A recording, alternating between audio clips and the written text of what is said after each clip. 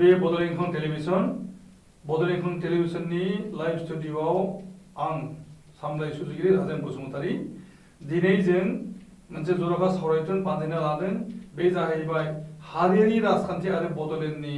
अलखद। बे आयदानि जों सावरायनि आरो बे सावरायनायाव जोङो दिनै हांख्रायना लाबोदों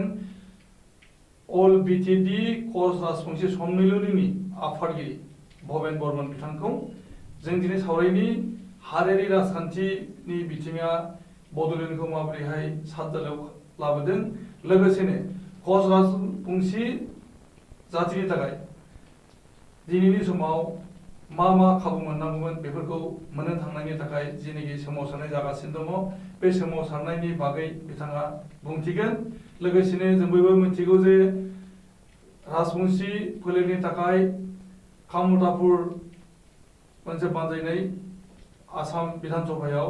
बिल पास जानानै दङ। लोगोसेनो एसटि बानायनायनि थाखाय गोबाव सम सोमावसारनायनि उनाव मिरु सरकारा एसटि खालामनो थाखाय बिथांखि लादों आरो बिथांखिखौ मावफुंनो थाखाय आसामनि ग्रुप अफ मिनिस्टार्सनो बिबान होनाय जादों, जेरावनाखि हिमन्त बिश्व शर्माया मासिगिरि आरो ट्राइबेल मिनिस्टार चन्दन ब्रह्मआ हांख्रायगिरि जानानै दङ ग्रुप अफ मिनिस्टार्सनि रिपर्ट रायजोनिफ्राय सहैब्लानो मिरुआव सहैब्लानो कच राजबंसिफोरनो एसटि होनाय बिथिङा जासिगोन। बैफोरनि बिथिङावबो बर्मन बिथांजों सावरायगोन। बेसेबांनाखि बिथांमोननि हारियारि सुबुंफोरा हारियारि राजखान्थि आरो बड'लेण्डनि अलखदनि सायाव सांग्रांथि नोजोर दङ, बेजों सावरायगोन। जोङो खुलुमनाय होदों भबेन बर्मन बिथांनो, नोंथाङा खुलुमनाय होबाय। खुलुमबाय। नोंथाङा कच राजबंसि हारिनि सासे मैखोम दैदेनगिरि आरो अल बिटिएडि कच राजबंसि सम्मेलननि आफादगिरि जानानै दङ। नोंथांखौ जोङो बरायदों आरो नोंथांजों दिनै जों सावरायनि जे आथिखालाव बड'लेण्डआव हारियारि राजखान्थिया दहमैनो जायगा मोनदों आरो बड'लेण्डनि थासारिखौ, बड'लेण्डनि परिबेसखौ जोबोद गाज्रि खालामनो हमदों। बे बेलायाव जों नोंथांनिफ्राय मिथिना लानि। नोंथाङा दा समाव बुं जे कच राजबंसि हारिखौ एसटि खालामनायनि थाखाय मा बानजायफोर लाबाय थानाय जादों आरो नोंथांमोनहा बे बेलायावहाय बेसेबां आवगायनो हादों? फार्स्टआव आं खुलुमबाय बयबो। दा आं फार्स्टआव बुंबाय जे दा पृथिबियाव जे भयाबहता कर'ना संक्रामक कभिड-19 बेनि थाखाय गासिबो मानसिफोर माबा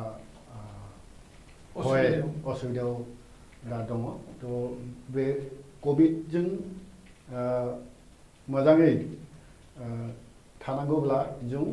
न'आव थानांगौ। बेखौ गासै जनसाधारणखौ आं खावलायबाय जे न'आव था ओमफ्राय सेफ था। ओमफ्राय दा राजखान्थिनि बाथ्राखौ ओरैबायदि, जों कच राजबंसि मानसि आसलते बिराद सहज सरल मानसि। बे राजबंसि गोदोनिफ्राय एक्सुवेलि 1948 निफ्राय जेला कमतापुर दंमोन, जेला लास्ट कमतापुरनि राजा महाराज जगदीपेन्द्रनाथ बाहादुरजों भारत स्वाधीनता उनाव भारतनि हम मिनिस्टार माबा सरदार वल्लभभाई पेटेला सासे मार्जार सुक्ति खालामबाय। सुक्तियाव कच राजबंसिनि बे एरियाखौ मानसिफोरखौ तृतीय श्रेणीर माबा स्टेट डिक्लेयार खालामगोन बेबादि मोनसे मार्जार सुक्तियाव कमिटमेन्ट दङ। थ' बेनिफ्राय फैगासिनो, ओमफ्राय फैयो राजबंसिफोरनि गेजेराव एसे सन्देह जाबाय। ओमफ्राय इक'नमिकेलि इडुकेसनेलि गासै साइडआव लासै दुर्बल जागासिनो दङ। थ' बे समाव जोंनि सिन्ताहिल बेक्ति जायफोरा दंमोन, बे सिन्ताहिल बेक्तिफोरा 1968आव दुधनैआव मोनसे अधिवेशन जाबाय।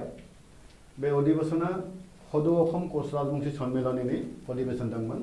बेहा सावरायबाय ओमफ्राय रिजल्यूशन जाबाय जे कस राजबंशीफोरखौ एसटी डिमान्ड खालामनांगौ ओमफ्राय भारतनि संविधाननि सायाव राजबंशीफोरखौ डेभेलप खालामनो थाखाय बेखौ दाबि खालामनांगौ नङाब्ला सेंट्रेल गभर्नमेन्टआ स्टेट गभर्नमेन्टआ जोंखौ हरा तो जोंनि नवप्रजन्मखौ डेभेलपमेन्ट खालामनांगौब्ला तो बे संविधाननि सायाव जे सुबिदा दङ बेखौ लानांगौ बे 1968 आव अधिवेशननिफ्राय आन्दोलन खालामबाय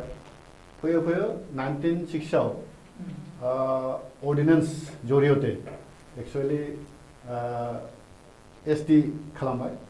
किन्तु थार्ड टाइम अर्डिनेंस पास जाबाय बे अर्डिनेंस को बिल हिसाबै राज्य सभायाव एक्चुअली इंट्रोड्यूस खालामनांगौ बेखौ खालामाखै ओमफ्राय बेखौ दा हेंगिं जागासिनो दं बे राजबंशीफोरा दा ना ओबीसी ना एमओबीसी माने ओरैबायदि दं जिकुनु सुजुग सुबिदायाव जेनेरेलाव माने गोलैयो बे एडुकेशनेलि इकोनॉमिकली जिकुनु आसाम गभर्नमेंट सेंट्रल गभर्नमेंटनि आसनिफोरखौ तो बे माने सुबिदाफोरखौ जों एक्चुअली लासै मोनाखैना बेनि थाखाय एकदम माने मा बुङो बेखौ लो लेवल बेकवार्ड माने जागासिनो दङ ओमफ्राय कामकाजनि खेत्रआव बुद्धिनि खेत्रआवथ' जों एसे खम दं राजबंशीफोरनि ओमफ्राय बेनि थाखाय एक्चुअली बे जाबाय ओमफ्राय बे जोंनि आन्दोलनखौ एक्चुअली गेजेराव आसुनि आन्दोलन दंमोन ना बे आसुनि जो बहिरागत आन्दोलन दं बे एक्चुअली बे आन्दोलनाव राजबंशीनि मानसि फार्स्ट शहीद जाबाय खगेश्वर तालुकदार ओमफ्राय बहुत राजबंशी मानसि माने आन्दोलन खालामबाय शहीद जाबाय किन्तु जिखिनि सुबिदा मोननांगौमोन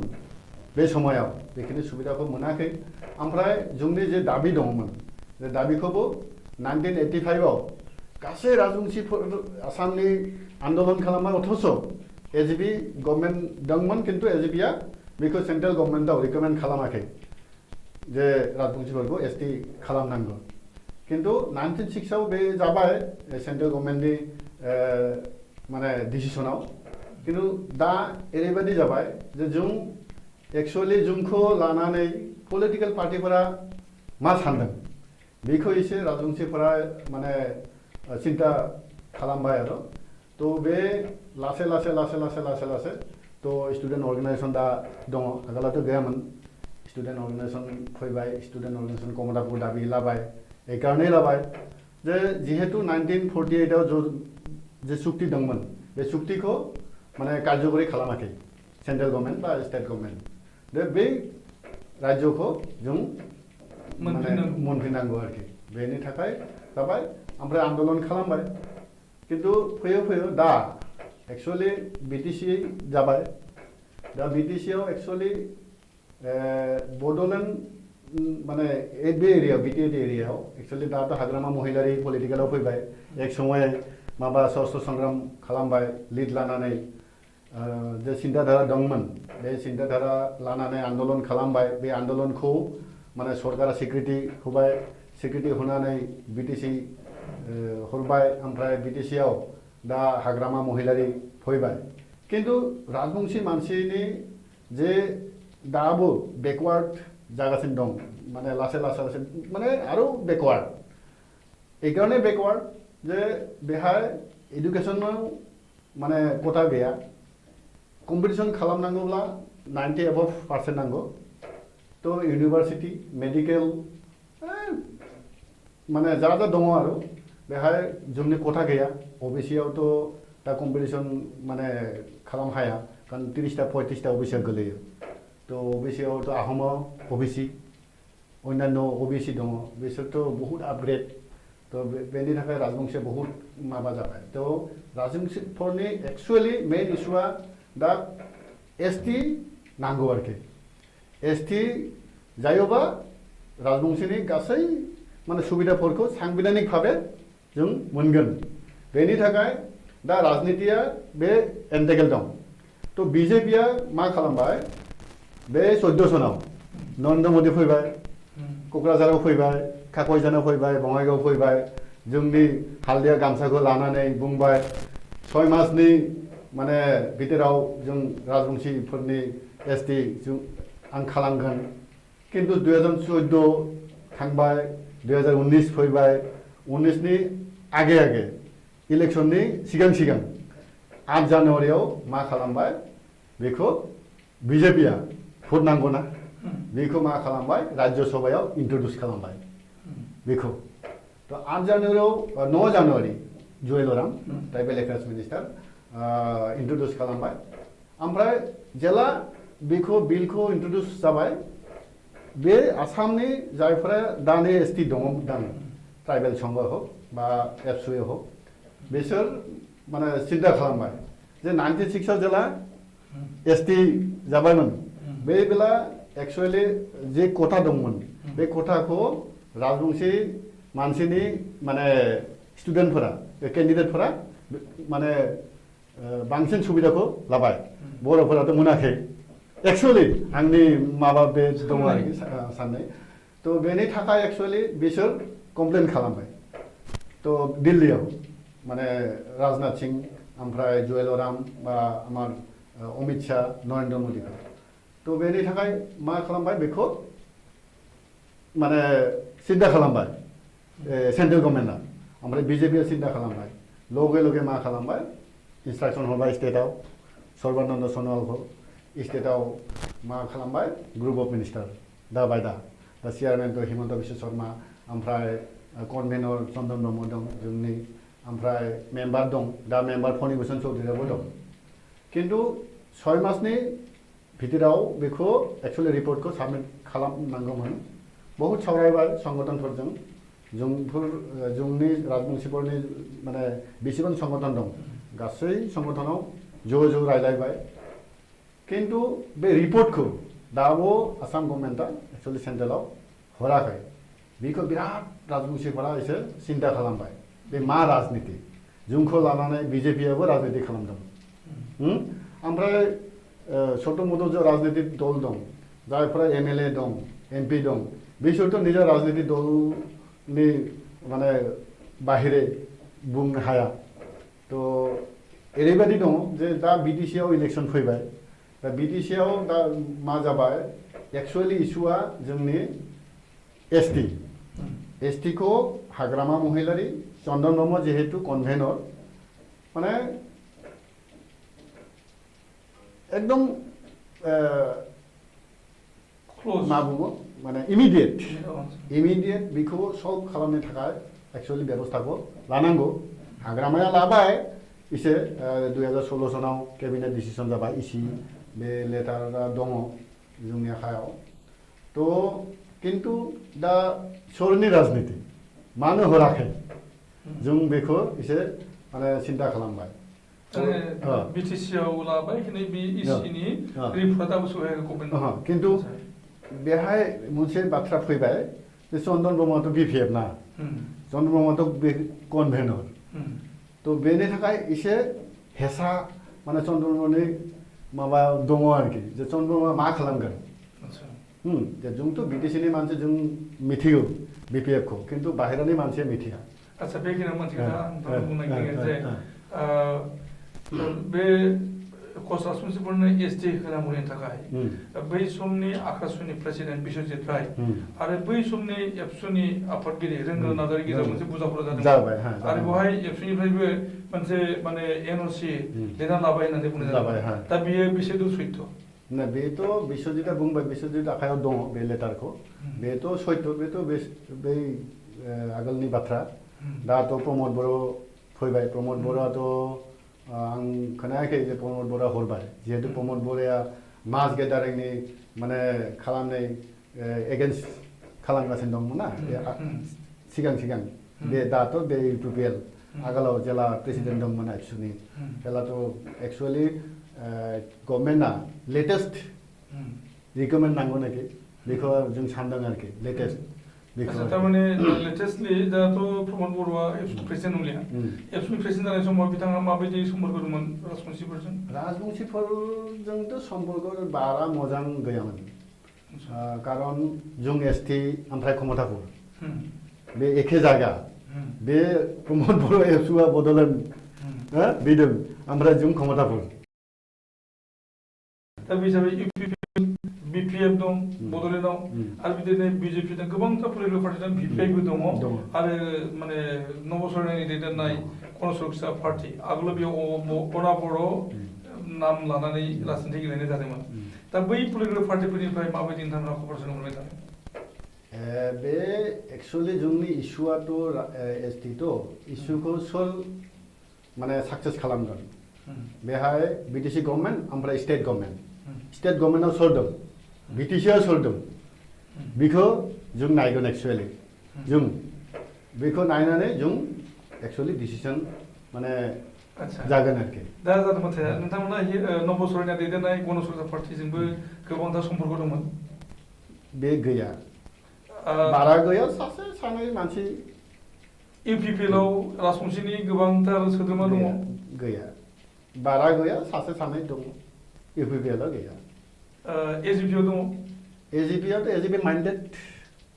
एजिपि माइन्डेड दा बांसिनै एजिपिआथ' बिटिसिआवथ' एजिपि गैला एक्चुअली किन्तु असमिया मानसिफोरा एजिपि माइन्डेड आच्छा दा राजबंशीफोरा बांसिनै माबायदि पलिटिक्सआव इनभल्भ जानो नागिरदों दाथ' जों एक्चुअली इस्युखौ लानानै जों थांगोन जोंनि इस्युखौ सोर साक्सेस खालामगोन बेखौ नायगोन थ' दा बिटिसिआव बिजेपिथ' स्टेटआव दं बिजेपिखौबो नांगौ कारन बेखौ बिजेपिआ खालामगोन सेन्ट्रेलाव दं स्टेटआव दं किन्तु बिटिसिखौ नांगौ এই কারণেই নাंगौ যে बिटिसि एक्चुअली बेखौ जेला 9 जानुवारि इन्ट्रडिउस खालामबाय बांसिन लिडारा ट्राइबेला बिटिसिनि बिटिसिनि ट्राइबेला एगेन्स्ट खालामबाय ओमफ्राय मास गेदारिं जाबाय बे बिटिसिनि मानसि बांसिन तो माने बेनि थाखाय बिटिसिनि जा गभर्नमेन्ट दङ जाय फैगोन बेजों जों एक्चुअली एसे सम्पर्क खालामनानै रिकमेन्ड नांगौ ना बेनि थाखाय माने एसे सिन्था खालामनांगौ आरोखि आच्छा दा बाथ्राया जादों ओरैहाय जे सेन्ट्रेल गभर्नमेन्टआ रायजो सभायाव माने बे बिलखौ प्लेस खालामबाय प्लेस खालामनानै दा 2014 नि खोथा बे 2014 नि खोथा बेनिफ्राय बियो बन्द जाना थाथ'बाय मानो होननानै बुङोब्ला बेवहाय गोबांथार माने कमप्लेन फैबाय अल आसाम ट्राइबेल कमप्लेन होबाय बिनि उनावहाय 2018 आव मोनसे गोदान सिन्था खालामबाय 2019 माने जानुवारि खालि गोदान सिन्था खालामबाय जे कमिटमेन्ट होदोंमोन बिजेपि सरकाराव फैनायनि आगोल 2014 आवनो कमिटमेन्ट मोनसे होदोंमोन बिजेपिआ जे राजबंशीफोरनो एसटि होनाय जागोन काकय जानाव फैनानै बिथाङा घोषणा खालामदोंमोन जे बिजेपिआ सरकार जायोब्ला नरेन्द्र मोदीआ गाव प्राइम मिनिस्टार जायोब्ला 6 मासनि गेजेरावनो बिथाङा एसटि होगोन बे खोथाखौ बिथाङा गोसोखांबाय आफ्टार 5 इयार्स बिथाङा गोसोखांनानै 9 जानुवारियाव पार्लामेन्टआव प्लेस खालामबाय जे माने राजबंशीफोरनो राजबंशीफोरनो एसटि होनाया जाथोंसै दा बाथ्रा जाहैबाय मा जे बेनि उनावथ' आरो कमप्लेन फैबावबाय दा बे बेलायाव मोनसे ग्रुप अफ मिनिस्टार्स दादों दा ग्रुप अफ मिनिस्टार्सआ बुंबाय थादों जे दा आसामाव मोननै केटेगरिनि एसटि दं एसटिपि आरो एसटि हिल्स एसटिपि माने एसटि प्लेन आरो एसटि हिल्स माने एसटि हाजोनि मानसिफोरखौ माने आइडेन्टिफाइ खालामनाय जादों जेरावनाखि डिमासा कार्बि बेनिफ्राय गार' बिसोरो माबायाव हिल्सआव गोग्लैबाय आरो हायेनाव गोबांथार दङ बुरजा दं दा बे हिसाबैहाय दा मोनसे सिन्था खालामबाय थादों होनना बुंनाय जादों दासिमबो बे डिक्लारेसन जायाखै जे नमिनेसन माने बे माने ग्रुप अफ मिनिस्टार्सआ रिपर्टखौ हरनायनि उनावहाय बेखौ रोखा जागोन जे मा खालामनो नागिरदों जे मोनथाम केटेगरि खालामनो नागिरबाय जादों जे एसटिपि एसटिएच दंखायो आरो नोंथांमोननि थाखाय एसटिअ माने आदार्स एसटि आदार्स ओरै होनाय जादों दा बेवहाय नोंथांमोना बेसेबां सेटिसफेक्सन जागोन बे एक्चुअली फार्स्टआव एसटि नांगौ ओ पि एच बे बाथ्रा गैया एसटिखौ नांगौ एजोंनो नांगौ एसटि लानानै जों एक्चुअली एसटिआव मा माइनस दङ बेजों जों इसेथ' माबा डेभेलप खालाम हायो ना बे जोंनि दा छात्रफोरा दं इउनिभार्सिटियाव मोनगोन Hmm. मेडिकेलाव मोनगोन इन्जिनियाराव मोनगोन माने गासै माबायाव मोनगोन साख्रियाव मोनसे quota साख्रियावथ' कोटा थायो ना बेजों एक्चुअली बेजों जों इसेथ' डेभेलप खालामनो हायो बे फार्स्टआव जों बेखौ एक्सेप्ट दा बे खालामो नोंथांमोना STP आव एटाच खालामबाबो बुंनांगौ गैया गैया STH आव होब्लाबो जेबो नङा नङा STO खालामबाबो जेबो नङा नङा। मुथते नांगौ। ST खौ नांगौ नांगौ आदार्स खालामो ना औ। OBCD खालामो नांगौ ना ST खौ नांगौ। Z खालामो ना बाथ्राया मुथते ST ST खौ नि नांगौ। सिक्रिटिखौ नोंथांमोननो औ। नांगौ उम। आচ্ছা जोङो दान्दिसे ब्रेक लादों उम। दान्दिसे जों ब्रेक लादों ब्रेक लानायनि उनाव जों फैनि राजखान्थिनि थिलियाव राजबंशिफोरनि आगान फैफिनदों दा जों सावरायनि राजखान्थिनि थिलियाव कच राजबंशिनि आगान जे आथिखालाव बड'लेण्डआव हारियारि राजखान्थिया दोहौमैनो नांनानै दङ बड'लेण्डआव नङा आसामावबो हारियारि राजखान्थि सोलिफुदों हादरावबो हारियारि राजखान्थि होनना बुंनांगोन जेरावनाखि हिन्दु मुस्लिमनि बाथ्रा बेवहाय फैनाय जादों दा जों सावरायगोन बड'लेण्डनि राजखान्थिनि थिलियाव हारियारि मोन्दांथि दा जोङो मिथिगौ जे कच राजबंशी हारियारि बड'लेण्डआव दिनैसिम राजबंशी फोलेरनि रावबो एमसिएलए गैया बा EM गैया नाथाय जेब्लानाखि बड'लेण्ड जायो BTC जायो 2003 नि 10 फेब्रुवारियाव BTC आ एकर्ड जादोंमोन बेनि उनावहाय BTC फरम जायो BTC फरम जानायनि उनावहाय सासे राजबंशी सुबुंखौ इन्टारिम काउन्सिलाव EM होनाय जादोंमोन बे जाहैबाय निरेन राय बिथाङा बिसायख'थियाव बाहागो लादोंमोन 2005 आव जेब्लानाखि गिबिसिन बिसायख'थि जादोंमोन BTC नि बेयाव बाहागो लादोंमन नाथाय बिथाङा जेनदों आरो दासिम रावबो एमसिएलए गैया कच राजबंशी फोलेरनिफ्राय बिनि थाखायबो गोबांथार खुद्रिनाय दङ कच राजबंशी फोलेरनिफ्राय बे बाथ्राखौ बुंनाय जादों दा समाव कच राजबंशी हारिनि बिथिङाव माबायदि राजखान्थिनि आगाना नांबाय थादों जों बिनि सावरायनि दा नोंथाङा बे खेबाव बुंदों जे कच राजबंशीफोरा राजखान्थिनि थिलियाव माबायदि आगान होनो नागिरदों माबायदि पलिटिक्सआव बाहागो लानो नागिरदों এইবাৰ कच राजबंशी एक्चुअली BPF निफ्राय केन्डिडेट हरा হয় बेखौ जोंनि थाखाय एसे जों माबा जाबाय आरो दुखु मोनदों कारण जों BTAD सन्मिलने एक्चुअली BTC क्रिएशननि आगोलाव CCBP दंमोन CCBM दंमोन ज' माने रायलायबाय ओमफ्राय बेखौ पलिटिकल सल्युसन नांगौबा डिमान्ड खालामबाय सेन्ट्रेलाव तो BTAD कच राजबंशी सन्मिलने एक्चुअली माने BTC क्रिएशनजों जड़ित संगठन मानो जे कच राजबंशीफोर बे एरियानि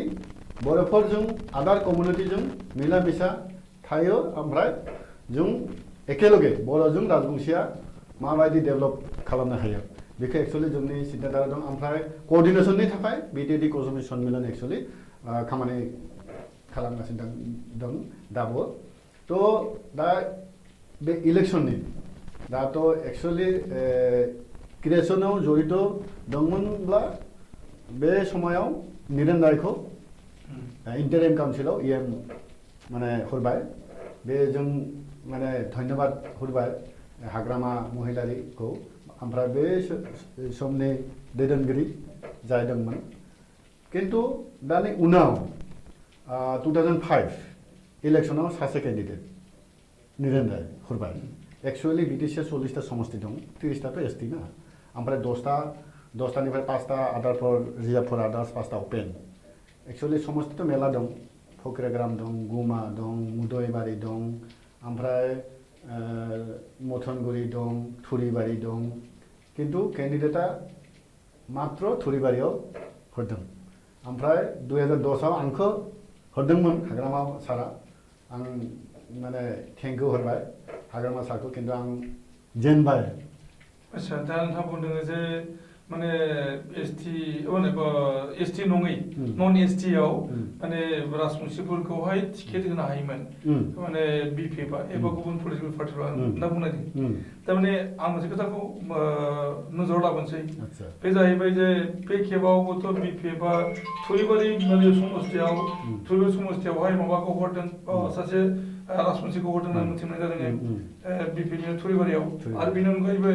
थांनाय जेनाखि 2015 नि इलेक्सन दंमोन 2015 नि इलेक्सनाव सासे राजबंशिखौ माने हराखै नाथाय राजबंशियानो देरहाबोदों थुरिबारि समस्थिनिफ्राय महेन्द्र सराय बिथाङा देरहाबोदों दा बिदिब्ला माने राजबंशिया बे माने बिटिसि नि पलिटिक्सआव जायगा मोनाखै होनना बुंनाय एक्चुअली सासेल' हरबाय बेखौ आं बुंबाय जे सासेल' हरबाय खिन्थु एबार 2020 आव सासेबो गैला बिपिएफनि आच्छा बेखौ एसे दुखु मोनदों आरो एसे दुखु मोनदों सासेबो हराखै बेथ' एक्चुअली थुरिबारिया हरबाय एजिपियावथ' गोबां माने जातिफोर दंना मुस्लिम दं दस्रा कमिउनिटिफोरनिथ' बेथ' पलिटिकेल पार्टि ना गासै माबा जातिफोर दं खिन्थु एजिपिया एक्चुअली असमिया माइन्डेड एक्चुअली बेनि थाखाय पार्थखौ हरबाय दा पार्थआ राजबंशिखौ रिप्रेजेन्ट खालामबाय पार्थआथ' आगोलाव आसुनि रिप्रेजेन्टेटिभ दंमोन आगोलाव राजबंशी दा बेखौ बिपिएफआ हरदों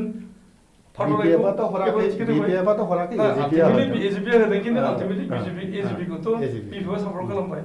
होमबा बे एक्चुअली डाइरेक्ट नङा आरो बे इनडाइरेक्ट होदों आच्छा बेनि अनगायैबो इउपिपिएलआ होदों राजबंशिखौ हराखै इउपिपिएलनि दङ वा गैयाथ' बिजेपिनि दं बिजेपिया दं माबायाव गुमायाव दं आरो बिदिनो माबाबो दङ भिपिआइआव दं भिपिआइआव गैया हिरा सरेन दैदेननाय गण सुरक्षा पार्टियाव दङ राजबंशी गैया थारमाने होनबा नोंथाङा बुंनो नागिरदों जे माने एजिपिनि सासे केन्डिडेटनि अनगायै गुबुन पलिटिकेल पार्टिफ्रा राजबंशिफोरखौहाय प्रायरिटि होनो नागिरा दा बेलायाव नोंथाङा सोरखौ दायो नागिरो दायो नङा एसे दुखु मोनबाय जों आरोखि एक्चुअली जोंथ' बिटिसि सरकारजों माने जों खामानि खालामबायथ' डेभेलपमेन्टनि थाखाय आसाम दिल्ली बे आलादा बाथ्रा खिन्थु बिटिसिआव बेखौ आलादा बाथ्रा बिटिसिनि राजबंशिफोरखौ डेभेलपमेन्ट खालामनांगौब्ला बिटिसि सरकारजों थानांगौ ओमफ्राय जोंथ' क्रिएसननिफ्राय दं बेनि थाखाय बिपिएफ सरकारखौ जों एक्चुअली सापर्ट खालामदोंमोन आगोलावबो दंमोन दाबो सिन्था खालामगासिनो दं बिपिएफखौ माने दा बड'लेण्डआव सोर चिफ जागोन बर'फोराथ' चिफ जागोन दस्राथ' चिफ जाया बर'निफ्राय चिफ जायोब्ला बे जोंनि थाखाय सोर साफिसियेन्ट एक्चुअली सोर फिटेड थ' जों 17 बोसोर नुबाय हाग्रामाया जेबादि एक्चुअली बिटिसिखौ माने गासै जातिफोरखौ लानानै बे बिपिएफ दलाव माने लाबाय आरो बेहाय राजबंशिफोरनि थाखाय खम दंब्ला एसे नोजोर दङ एसेबो दङ खिन्थु दस्रा पार्टियाथ' नों नुवाखै दाबो इउपिपिएलथ' एक्चुअलि प्रमदफोराथ' दासो इउपिपिएल आगोलावथ' एबसु दंमोन ना बेखौ जों एक्चुअलि सिन्था खालामा जों सिन्था खालामगोन एक्चुअलि जा सरकार फैगोन सरकाराथ' नों जा नुबाय आरोखि दाबो सरकाराथ' हाग्रामायाव फैबाय एक्चुअलि हाग्रामा फैबाय ओमफ्राय जों बिटिसि सन्मिलननि जोंनि आइडियोल'जि जे जा सरकार फैयो बे सरकारखौ जों सापर्ट खालामगोन ओमफ्राय बेखौ एजोंनो खालामगोन जे जोंनि हाग्रामानि माबा एसेथ' नांगौना बिटिसिनि माबा कनसार्न नांगौ नोंथाङा बुंदों जे माने सरकाराव जाय फैगोन बेखौनो सापर्ट खालामगोन नोंथाङा बुंदों नाथाय सरकार फैनायनि थाखायनो जे भट होनांगोन भटखौ राजबंशिफ्रा सोरनो होगोन ना भटखौथ' बेखौ एक्चुअलि दा बिटिसिआव जों राजबंशिखौ बिटिसि सन्मिलनिया दा इन्सट्राक्सन हरबाय बेखौ एक्चुअलि हाग्रामाया जिहेतु 2016 सनाव जोंखौ इसि मिटिङाव माने रिजल्युसन जाबाय नो अबजेक्सन कच राजबंशी ओमफ्राय आदिबासिफोरखौ एसटिआव आपत्ति गैला बेनि थाखाय जों हाग्रामाखौ एक्चुअलि सिन्था खालामगोन दस्राथा गैया प्रमद बर'खौथ' सिन्था दङ खालामनो हाया खारन 1996 आव माने जेनाखि नोंथांमोनहा अर्डिनेन्सनि गेजेरजों एसटि मोनदोंमोन 96 आव बेनि उनावहाय बेयो 6 मान्थनि उनावनो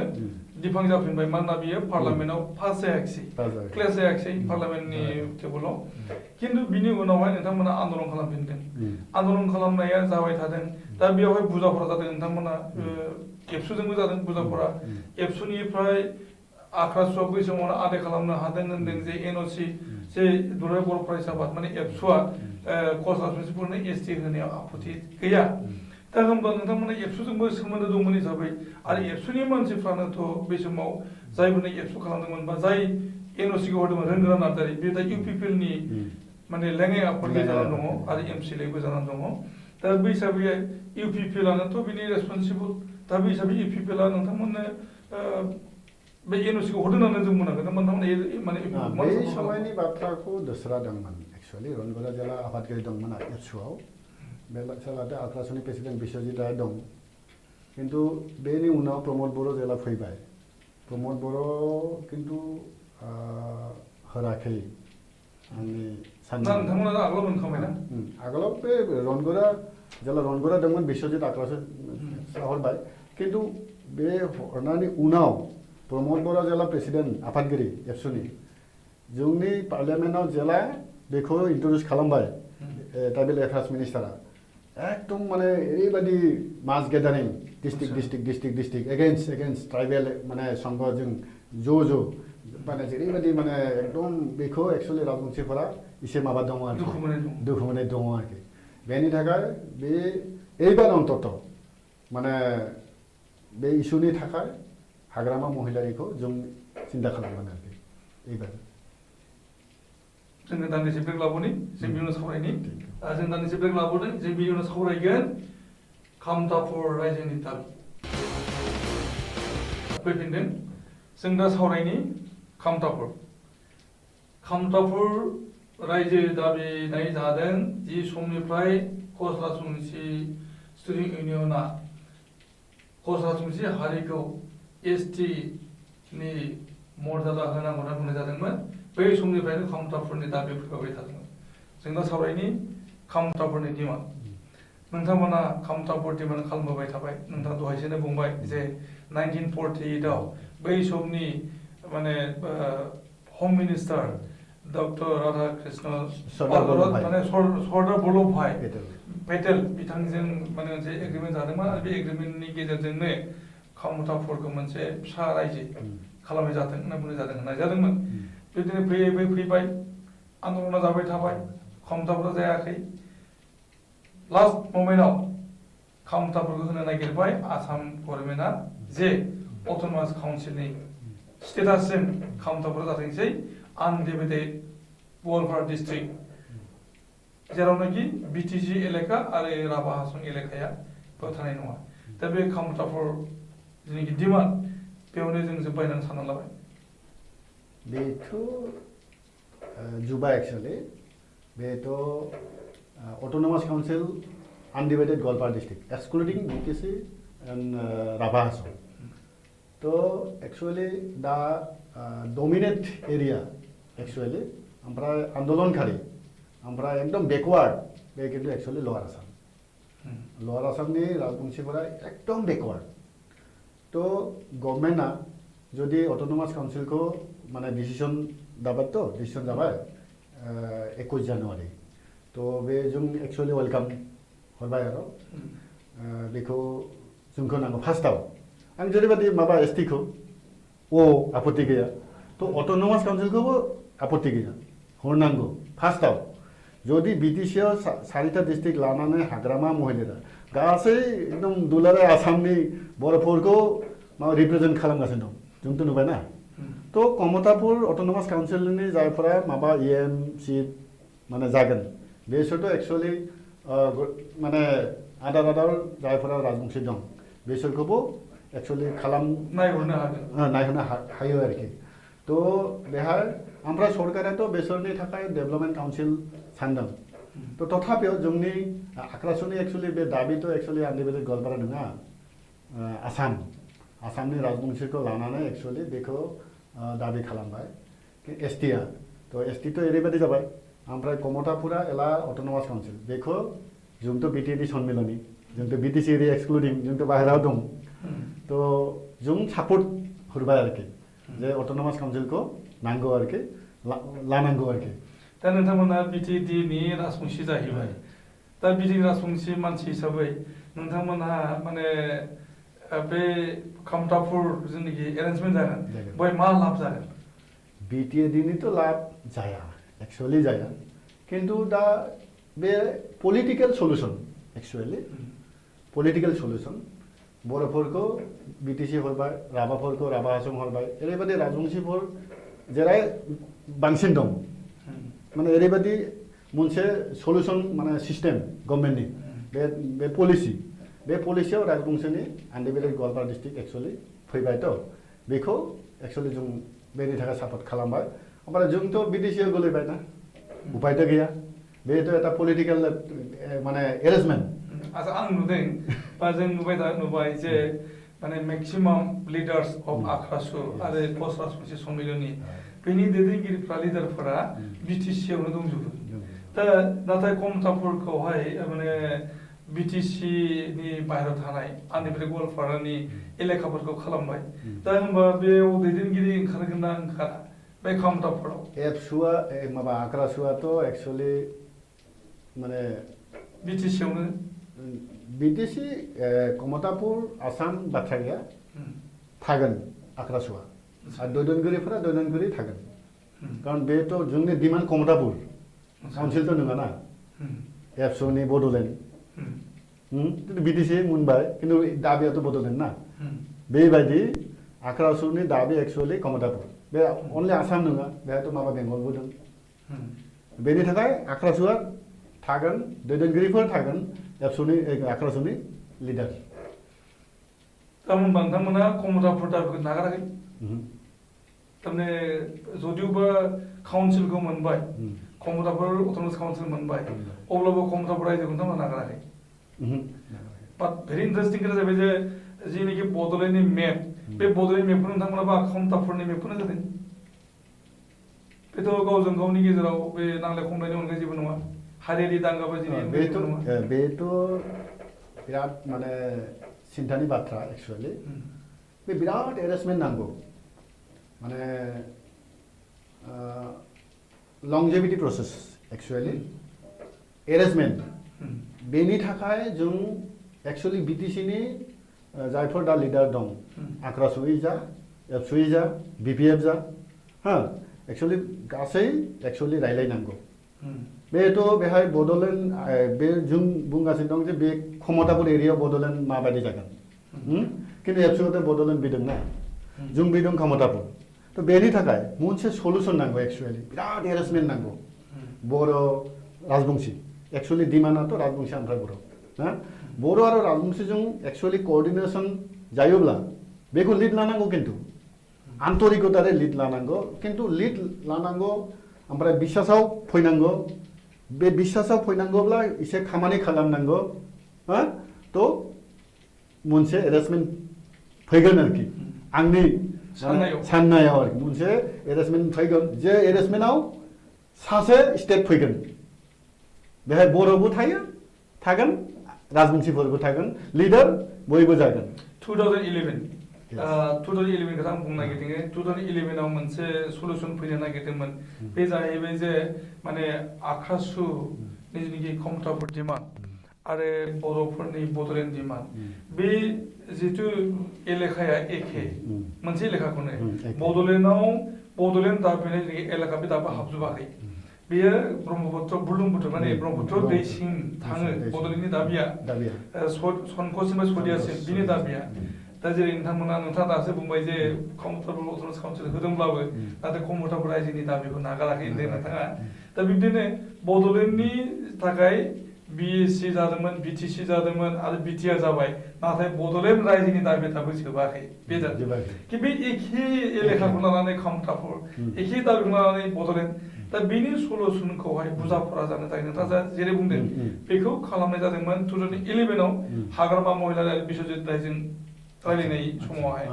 नोंथाङा गोसोआव दङ जानो हागौ बै समाव सावरायदोंमोन आक्रासनि बैसोनि प्रेसिडेन्ट बिश्वजित राय आरो हाग्रामा महिला बिटिसिनि चिफ बै समाव बिपिएफनि प्रेसिडेन्ट जे माने नामा जिखि जाया मानो जिहेतु दाबिनाय एलेखाया एखेयानोब्ला जों मोननै माने जातिनि जेनाखि संग्राम बेखौ ज' खालामनोसै बिदि जादोंमोन भेरि इन्टारेस्टिंलि बिनि अखानायैनो आक्रासनि प्रेसिडेन्ट बिश्वजित रायखौ बुदों बङाइगावआव माने राजबंशिफ्रा सुखुवाखिसै हाग्रामाजों माने मिलायनो थांगोन नोङो ओरै जादोंमोन नङा होमबा दा बेफोरो माने नोंथाङा दिनै बाथ्राखौ बुंदों जे मोनसे गिदिर सावरायनाय बा एरेन्जमेन्टनि दरखार दङ जे बुजाफरा बे बुजाफरायानो जोंनि बे एलेखाखौ माने मोजां सुस्थिराव दोननो थाखाय आरो दाबिखौ मोजाङै प्लेस खालामनो हागोन नाथाय बेखौ बुंनायदों दा होमब्ला दिनैनि समावहाय नोंथांजों सोरबा बर' लिडारा आक्रासुजों ज' जानो नागिरोबा बर'फ्राबो सुखुनाय नङा बिदिनो आक्रासु बा राजबंशी मानसिफ्रा सुखुनाय नङा बिदिनो बिसोरखौ बै समाव बुदों बिदिनो नोंथांखौ गोबां बुनो हागौ बिदिबो जानो हागौ माने होमबा सलुसनखौ माबोरै लांनो नागिरदों नोंथाङा मा सानो नोंथाङाथ' दा बुंखाबाय जेनेबा मोनसे एरेन्जमेन्ट नांगौ दा बे एरेन्जमेन्टखौहाय मोनसेल' पार्ट मोनसे वान साइडजों जानाय नङा बे फैगौ एक्चुअली बे राज्य सरकार सेन्ट्रेल गभर्नमेन्टनि एक्चुअली बेहाय एसे माबा नांगौ माने इस्सा नांगौ जे राजबंशीफोरा जे दाबि खालामनाय क्षमताफोर बेनि लिगेलिटि बेसेबां दं ओमफ्राय बर'फोरा जे बड'लेण्ड दाबि बेनि लिगेलिटि बेसेबां दं खिन्थु बेसोर राजबंशी बर' एक्चुअली बेकवार्ड दंमोन दाबो राजबंशीया बेकवार्ड थ' दाबिया जुदि राजबंशीफोरा जुदि आक्रासु दाबिया क्षमताफोरखौ जुदि एक्चुअली माने नागारा थ' बेखौथ' सलुसन खालामनांगौ ना नङाबाथ' गन्दगल जागोन थ' बेनि थाखाय एक्चुअली बे सिन्था नांगौ आं बुंबायना लंजिभिटि माबा एसे सिन्था नांगौ ओमफ्राय बिटिसिनि दैदेनगिरिनि एसे आन्तरिकता एक्चुअली नांगौ बिश्वासाव लानांगौ राजबंशीफोराबो बर'खौ बिश्वासाव लानांगौ सेलासो जागोन जों दान्दिसे ब्रेक लाबोनि बिनि उनाव जों फैनि जारिमिनारि बिथिङाव बर' आरो राजबंशीनि सिनायथि फैफिनदों जों दा सावरायनि जारिमिननि बिथिङाव बर' आरो राजबंशीनि सिनायथि राजबंशी होननाय जाथि गैयामोन राजबंशी जाथि होननाया बावैसोथार फर्म जानाय नाथाय बर' होननाया आगुनिफ्राय दंमोन माने ब्रह्म माने बै समनि कुरुक्षेत्र जुद्ध रामायण पिरियडनिफ्राय जोङो मख'नो हायो जे माने बर' हिस्ट्रि होनबा बेसे गोजाम दा बाथ्राजों मा हारिया मेस जोङो रायखांनो हायो मख'जेननो हायो हारिया मेसआनो आरम्भ खालामदों राजबंशीनि बाथ्रा हारिया मेस जायखौ हावरिया मेस होनना बुंनाय जायो हावरिया मावरिया बिदा फंबाय सानैमोन हावरिया मेसनि जोलैयानो जाहैबाय राजबंशीफोर बुंनो थाङोब्ला हावरिया मेसनि उनावहाय माने जेनाखि जोलै नरनारायणनि खोथा फैबाय सिलारायनि खोथा फैबाय बिनिफ्राय राजबंशीनि जोनोम जाबाय जेब्लानाखि शंकरदेबा धर्म प्रसार खालामबाय आसामाव बै समाव माने बै बिशृंखल मोनसे परिबेस जादोंमोन बे बिशृंखल परिबेस जानायनि उनाव माने जिनिखि माने मा होनो बेखौ राजाया अनुशासन डिसिप्लिननि एक्सन लानाय जादोंमोन शंकरदेबनि सायाव दा शंकरदेबा नाथाय राजाखौ नरनारायणखौ मोजां मटिभेट खालामनो हादोंमोन जे बुजाय खालामनो हादोंमोन जे बैष्णब धर्मआसो मानसिनि थाखाय मोजांथार धर्म दा बेफोरखौ लानानैनो माने राजाया गावनो शंकरी जाबाय बैष्णब धर्मआव हाबबाय बेनि उनावहाय रायजो राजाखौ खावलायबाय जे नोंसोरबो आंनि बायदि धोरोमखौ लादो आरो जायनिखि आं धोरोमखौ लायो बिसोरनो माने राजबंश होननानै स्वीकृति मोनगोन दा बिनि उनावनो गोबांथार मानसिफ्रा फोरजाफ्रा शंकरी जाबाय एबा बैष्णब जाबाय नरनारायणनि जोलै जाबाय गोबांथार दंबावोमोन माने बैष्णब धर्म लायाखै दा बिसोरखौ आं राजबंशी होननानै बुंनाय जागोन आरो आंनिफ्राय टेक्स खांनाया बन्द जागोन जायफोरनिखि बे धर्मखौ लायो बिदि जादोंमोन बै समनिफ्रायनो फर्म जादों राजबंशी होमब्ला जों बुंनो हायो माने गोबाव बाथ्रा नङा बे 300-400नि बाथ्रा बे बाथ्राया माने 300 or 400 yearsनि आगोलनि बाथ्रा खिन्थु 5000 years जोङो बेक थायोब्ला जोङो नोङो राजबंशी जाथियाबो बै समावहाय बर' होननानै सिनायथि मोन्दोंमोन दा होमब्ला जोङो बर'जों राजबंशीजों जोङो एना एनि जानायनि खोथा गैया बेनिफ्राय हावरिया मेसनि बाथ्रा हावरिया मेसाथ' बर' मानसियानोमोन नाथाय बे संकरि धर्म लाफैबाय बिनि फिसौला मोना बेनिफ्राय बिथांमोना संकरि जाबाय राजबंशी मोनसे आइडेन्टिटि लादों दा बेबायदिनो आलादा आलादा जादों दिनै समावबो दङ हावरियानि फंबाय मावरिया मेसनि जोलैफोर दङ दा वेस्ट बेंगलाव आरो बैहाय दा मावरिया आरो हावरियानि जाथिनि गेजेराव माने फोलेरनि माने बिदाफंबायनि गेजेराव जेनाखि जनग माने बाय बाहागि ओंखारबाय बिसोरबो गावजों गावनि गेजेराव गोरोबनाय गैया दिनै जोंनि गेजेराव आसामाव राजबंशी आरो बर'फोरनि गेजेराव गोरोबनाय गैया जाहैदों आरो भेरि इन्टारेस्टिंलि जे माने नरनारायणआ गाव संकरि जानानै शंकरदेबनि सरण लानानै गोबांथार बर'फोरखौ सोनायनि अनगायैबो गुबुन उड़िसानि मानसिफोरखौबो संकरियाव सोदों गुबुन धोरोमाव सोदों माने बे गुबुन धोरोम मानसिखौ सोदों दा बे हिसाबैहाय माने राजबंशी होनना बुङोब्ला एसे लाफ्रा जादों दा बेखौ बर'नि माखासे पन्डितफोरा अबजेक्सन होनो नागिरो जे राजबंशीफ्रानो गासिबो एक्चुअली हिस्ट्रिनि बाथ्रा हिस्ट्रियाव जों माने नुबाय आरोखि जोंनि जायफ्रा राजबंशीफोरनि हिस्ट्रियान दं बहुत लेखा दङ बेहाय बे हारिया मण्डल हारिया मेस बेनिफ्राय फैदोंथ' बिश्व सिंह शिव सिंह बेनिफ्राय फैदों सिलाराय ओमफ्राय नरनारायण 18 जन बिदा फंबाय दंमोन बे सिलारायनि बंशथ' दाबो दं बिसोर माबा फकिरग्रामाव दं 17 नाम्बार जेनेरेसन फकिरग्रामाव दं ओमफ्राय दरं माबा राजपरियाल प्रणब नारायण देबथ' खोनाबाय मिथिगौ एक्चुअली बिसोर सिलारायनि बंश 17 नाम्बार बेनिफ्राय एक्चुअली बेखौ फैदों तो बेखौ लानानै एक्चुअली आंनि साननायाव बेखौ बिराद एकटा पलिटिकल माबा दङ एक्चुअली आंनि मते आरोखि बर'फोरनि माबा हिस्ट्रियान बे हिराचरण नार्जिनारि ओमफ्राय सानसुमा आगुनि एमपि बेबो बेहाय दङ बेसोरथ' आबादारि दा दङ बेसोरथ' एकदम पुरा जबरदस्त बेखौ जोंनि हिस्ट्रि इम्प'ज ओमफ्राय जों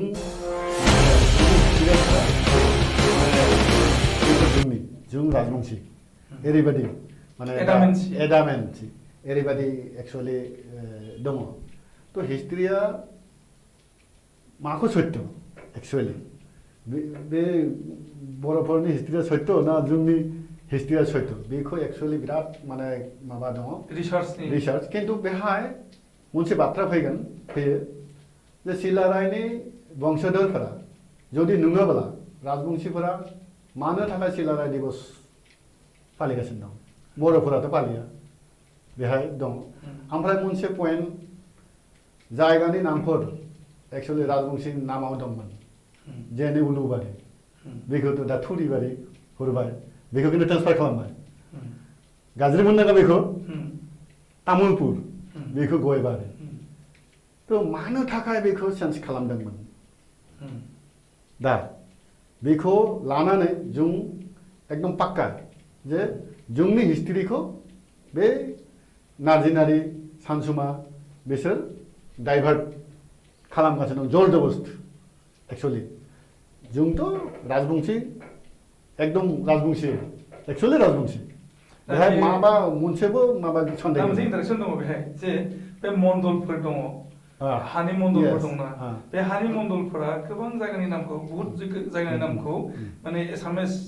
खालामदों जेरैहाय माने गय बारिखौ गुवाबारि खालामनाय बेबायदिनो थाइजौ बारिखौ आमबारि बानायनाय जाखो बेखौ जों दा बुंनाया बे रिसार्चआनो जाहैबाय बाथ्राया बेथ' बहुत एक्चुअली आगोलनि बाथ्राथ' बे थ' आंनि मथे आरो जोंनि हिस्ट्रि जे फरायदों जों राजबंशीनि हिस्ट्रि बे मथेथ' जों एक्चुअल माने सिलारायनि बंशधर जोंनि मथे सिलारानि बंस'ल' जों राजबंशिफोरा दा बाथ्राया दानिया बाथ्राया सिलाया सोरमोन बर'मोन जों जिहेतु सिलारानि दिबसखौ फाथियो तो जों सिलारानि बंश दं बर'फोराथ' फाथिया माने बेहाय माने एसे मोनथिनो नागिरो जे सिलाराया माने राजबंशी बे एसे प्रमाण आरो ओमफ्राय नामफोराबो दं राजबंशी नामफोराथ' बेलेग बेलेग दङ ना एकदम घरुवा जों दान्दिसे ब्रेक लाबोनि दा फैफिनदों जों दा सावरायनि बड'लेण्डआव दा नेसनेलिज्म हारि जाति गथ' जिथु पलिटिक्स सोलिबाय थादों बर'आ बर'नि पलिटिक्स राजबंशी पलिटिक्स आदिबासि माने आदिबासि पलिटिक्स बिदिनो बेंगलिया बेंगलिनि पलिटिक्स बिदि जानानै थांगासिनो दङ बेबायदि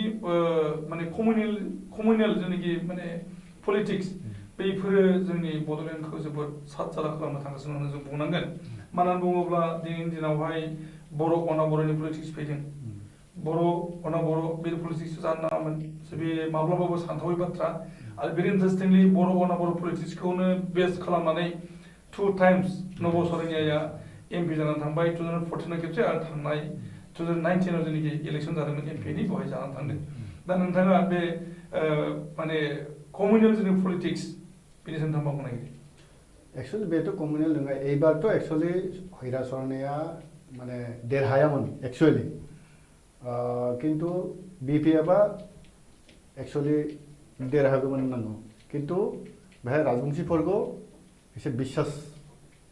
लाबाखै बारा जुदि राजबंशीफोरखौ बिश्वासाव लानानै बिपिएफआ जुदि बांसिन एसे माबा आन्तरिकतारै रायलायोबा एक्चुअली बिपिएफआ एबार किन्तु देरहागौमोन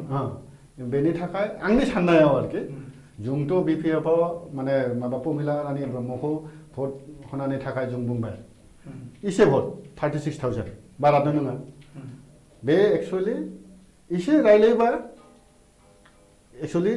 बे तारमाने राजबंशी हारिया सापर्ट खालामाखैमोन थांनाय एमपि इलेक्सनाव सापर्ट खालामबाय आरोबाव एसे आन्तरिकतारै बिश्वासाव लानानै जुदि लोगो लानानै जुदि केम्पिंआव माबा एसे खालामदोंमोन एक्चुअली देरहागौमोन दा मोनसे अबजेक्सन फैदोंमोन जे बे थांनाय इलेक्सनाव प्रमिला रानी ब्रह्मआ बिपिएफनि केन्डिडेटमोन दा बेवहाय बिजेपि आरो एजिपिआ सापर्ट होनायनि बाथ्रा दंमोन दा अबजेक्सन फैदों बा कमप्लेन फैनाय जादों जे माने एजिपिआ सापर्ट खालामाखै आरो एजिपि होनना बुङोब्ला राजबंशीफ्रा गोबांथारै दङ एजिपिआव दा बेखौ नोंथाङा बुंनो नागिरदों दाथ' एजिपिआ गोबां नङा एक्चुअली एजिपि माइन्डेड बा एसे बिटिसिनि बाथ्रा एसे दसरा आसामनि बाथ्रा एसे किन्तु दसरा एसे मटिभेट जाबाय दा राजबंशीफोरा आसाम ओमफ्राय बिटिसिआ एसे बेलेग दा बेखौ मोनदांनो दा किन्तु एसे बेलेग एजिपि गासैबोखौ एजिपि बुङोब्ला किन्तु बे सत्य नङा आच्छा दाथ' एबारथ' बहुत मटिभेट जाबाय लासै जे जों एक्चुअली डेभेलपमेन्ट खालामनांगौब्ला समाजनि एरियानि डेभेलपमेन्ट खालामनांगौबा बिटिसिनि सरकारा सायाव थानांगौ बे एसे लासै फैबाय आरो जोंथ' ट्राइ खालामबाय बेनि थाखाय ओमफ्राय क'अर्डिनेसननि बेहाय बाथ्रा दं क'अर्डिनेसननि थाखाय जों सापर्ट खालामबा एक्चुअली डेभेलपमेन्ट जाबाय क'अर्डिनेसन जाबाय बे एक्चुअली ভাল एकदम मोजां माबा दा नोंथाङा बुंदों जे दहायनो बुंखाबाय नोंथाङा जे माने हाग्रामा महिलारिया जिबायदि राजबंशीफोरखौ नोजोराव लायो गुबुन पलिटिकेल पार्टिफोरा लाया होनना बुंदों दा बिपिएफआ सरकाराव फैयाखिसै गुबुन पार्टिया फैबाय बा इउपिपिएलआनो सरकार दाफैगोन नायबा बिजेपिआ सरकार दाफैनो हागौ बेनि सायाव नोंथांमोना माबायदिहाय सरकार जाय फैगोन बिसोरजोंथ' राजुवा डिमान्डफोरखौथ' खालामनांगौ बेथ' सरकार दा आसामाव बिजेपि दं बिजेपिजों एसे दाबिखौ जों खालामगोन नाथाय नोंथांमोना दा समावहाय बिपिएफखौ सापर्ट खालामगोन होननानै बुंबाय नोंथाङा दा इउपिपिएलआ जुदि माने गभर्नमेन्टआव फैयोबा नोंथांमोनखौ नोजोर होनाय नंला संगठन हिसाबैथ' जों दाबिफोरखौथ' प्लेस खालामनांगौ ना गभर्नमेन्ट जाय फैयो बेथ' इउपिपिएलनि गभर्नमेन्ट नङा ना बेथ' रायजोनि बिटिसिनि नोंथांमोना निउट्रेल थानो हायोमोन इलेक्सनाव निउट्रेल खालामनो हायोमोन रायजोफ्रा जे होदलाफोरखौ होलाबायदो ओरै बुंनो हायोमोन नङा गभर्नमेन्ट फैयोथ' गभर्नमेन्ट फैयोब्ला जों दाबि खालामनांगौ बेखौ नङा बे इलेक्सनाव फैगौ बिटिसि इलेक्सनाव नोंथांमोनहा बुंनाय जे बिपिएफनो सापर्ट खालामगोन नाथाय इउपिपिएलआ जुदि गभर्नमेन्ट जाफैगारोब्ला नोंथांमोननि डिमान्डखौ नोजोर होनाय नङा गभर्नमेन्टथ' जोंनि साननायाव जों अबजार्भ खालामबाय दा गभर्नमेन्टथ' फैया अपोजिसनाव फैगोन गभर्नमेन्ट फैया सोर फैगोन अफिसनाव अपोजिसनाव सोर फैगोन दा बिपिएफआ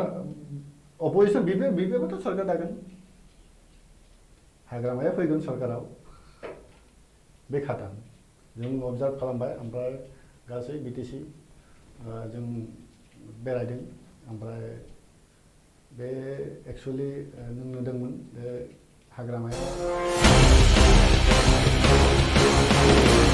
जोंनो नांगौ हाग्रामाया गासै माने माबा कमिउनिटिजों दा एसे टाच जाबाय रिलेसन जाबाय दस्रा पार्टिनि दाबो माने आन्तरिकतार टाच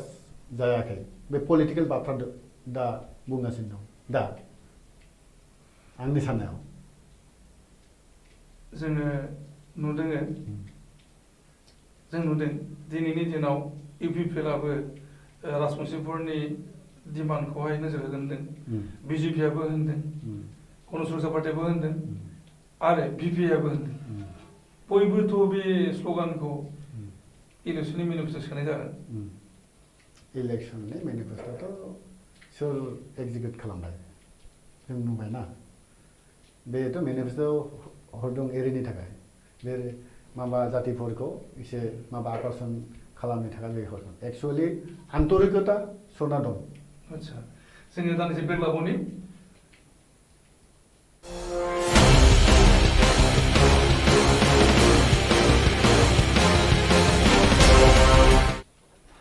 फैफिनदों जोबथारनाय सावरायनाय गभर्नर सासन जागासिनो दङ बड'लेण्डआव थांनाय 17 खालार खालि 19 खालार खालि गभर्नर फैदोंमोन क'क्राझाराव फैदोंमोन 17 तारिखआव सेदुल जादों 18आव नोंथांमोनखौ हांख्राय हरदों 19 खालार खालि क'क्राझाराव नोंथांमोनखौ लोगो हमनायनि बाथ्रा बुंदों नोंथांमोना लोगो हमदों अल बिटिएडि राजबंशी सन्मिलनिफ्राय मेम'रेन्डाम होदों मा दंमोन सिङाव मेम'रेन्डामनि सिङाव मा दंमोन मा दाबि नोंथांमोना मेम'रेन्डामाव दङ दा बिटिसिआ सरकार गैया दा जे भयाबह परिस्थिति जागासिनो दं कर'नानि थाखाय बे कर'नानि थाखाय जि भयाबह परिस्थितिखौ सामलायनो थाखाय एक्सुवेलि मोनसे गभर्नमेन्ट नांगौ जेरै आसामाव जुदि गभर्नमेन्ट दङ हिमन्त बिश्वआ गैयाब्ला बर्तमान जेबायदि एरेन्जमेन्ट खालामबाय सरकाराथ' खालामा बेबायदि थ' दा बिटिसि एरियानि जनसाधारणखौ बे कर'ना संक्रमणनियाव जुदि माबा सेभ खालामनांगौब्ला ओमफ्राय दा इक'नमिकेलि जि क्राइसिस माने जागासिनो दं माने जनसाधारणनिफ्राय गरिब माने दुखिया मानसिफोरनि सायाव